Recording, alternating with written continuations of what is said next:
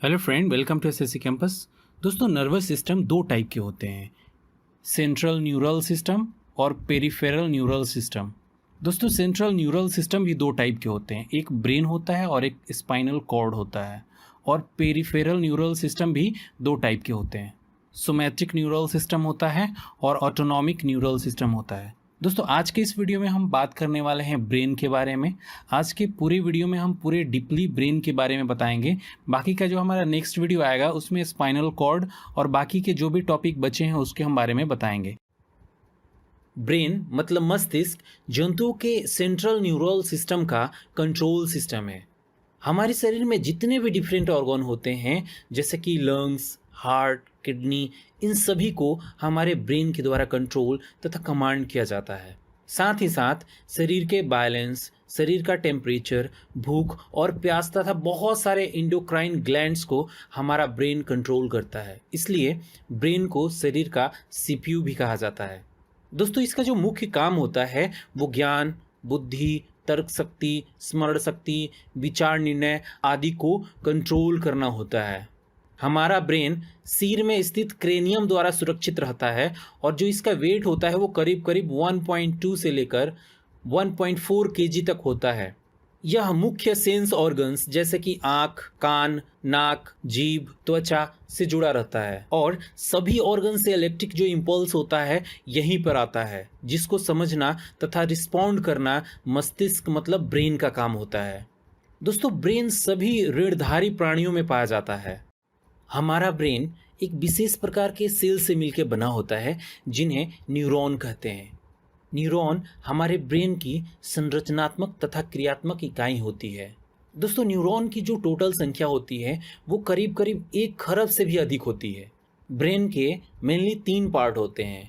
First अग्र मस्तिष्क मतलब फोर ब्रेन, सेकंड मध्य मस्तिष्क मतलब मिड ब्रेन, तथा जो लास्ट है पश्च मस्तिष्क जिसको कहा जाता है हाइंड ब्रेन। तो चलिए दोस्तों, हम फर्स्ट बात करते हैं फोर ब्रेन मतलब अग्र मस्तिष्क के बारे में। दोस्तों, यहाँ पर फोर ब्रेन को भी हम 3 पार्ट में डिवाइड कर सकते हैं, सेरेब्रम, थैलेमस और हाइपोथैलेमस। ठीक है, तो सबसे पहले हम बात करते हैं सेरेब्रम की। सेरेब्रम मतलब हिंदी में जिसको प्रमस्तिष्क कहा जाता है। देखिए, सेरेब्रम ह्यूमन ब्रेन का सबसे बड़ा और डेवलप पार्ट है जो 2 हेमिस्फीयर में लॉन्गिट्यूडनली डिवाइड होता है, जिसको left and right cerebral hemisphere कहा जाता है। दोनों हेमिस्फीयर्स जिस नर्व फाइबर से जुड़ा रहता है उसे कॉर्पस कैल्शियम कहते हैं। सेल के जिस लेयर से सेरेब्रल हेमिस्फीयर को कवर करते हैं उसे सेरेब्रल कॉर्टेक्स कहते हैं, जो नर्व सेल्स का बना होता है और भूरे रंग का होता है, इसे ग्रे मैटर कहते हैं।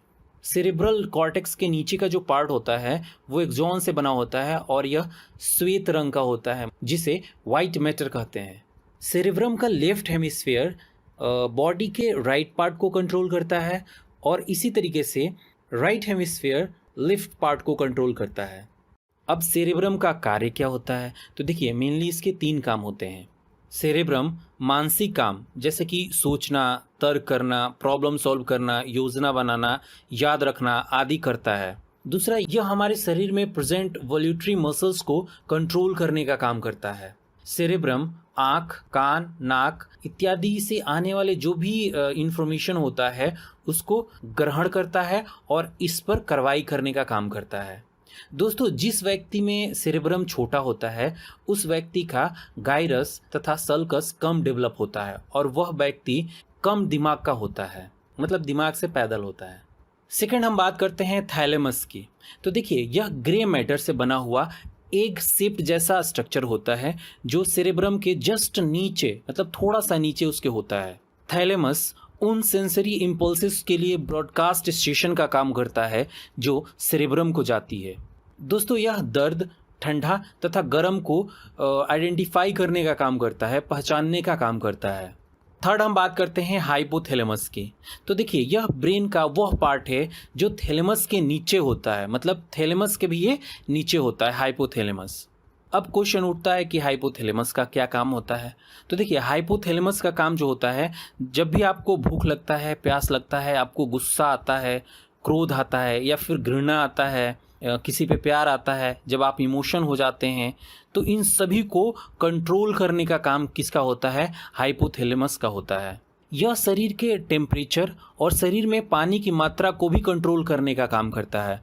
दोस्तों, इसके नीचे पिट्यूटरी ग्लैंड स्थित होता है। हाइपोथैलेमस एंडोक्राइन ग्लैंड से निकलने वाले हार्मोन्स को कंट्रोल करता है। तो चलिए अब हम बात करते हैं मिड ब्रेन के बारे में।